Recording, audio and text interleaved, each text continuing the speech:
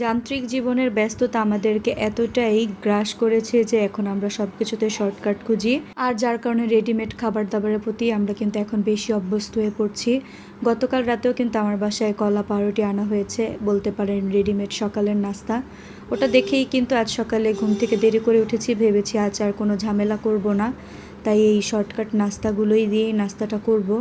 তো ভাবলাম ঠান্ডা ঠান্ডা কিছু খাওয়া যাক, তাই একটু কোল্ড কফি বানিয়ে নিলাম। কোল্ড কফিতে কী কী অ্যাড করেছি সেটা তো দেখেছেনই। প্রতিদিন কি কি রান্না করব, সকালে কি নাস্তা বানাবো, এটা কিন্তু আগের দিনই চিন্তা করে থাকি। কাল যেহেতু রেডিমেড খাবারগুলো পেয়েছি, তাই আর কোনো চিন্তা ভাবনা ছিল না। সকাল সকাল উঠে হাত মুখ ধুয়ে জাস্ট কোল্ড কফিটা বানিয়েছি, আর এরপর হচ্ছে আমি নাস্তাটা রেডি করে নিয়েছি। তো এই যে কোল্ড কফিটা বানানো শেষ, দেখতে কতটা লোভনীয় হয়েছে, আর খেতেও কিন্তু অনেক মজা হয়েছিল। এবার নিজের সকালের নাস্তাটা রেডি করে নিচ্ছি। শুধু দুটো পাউরুটি আর হচ্ছে ডিম সিদ্ধ করে নিয়েছিলাম, সাথে কলা। এরপর হচ্ছে ঠান্ডা ঠান্ডা কোল্ড কফি। সকালের নাস্তাটা কিন্তু ভীষণ মজা হয়েছিল, শর্টকাট হলো আর অল্প কিছু হলো, পুষ্টিকর খাবার ছিল, খেতে ভালোই লেগেছে। এগুলো দিয়েই সকালবেলা মা আর ছেলে শর্টকাটভাবে সকালের নাস্তাটা সেরে নিলাম।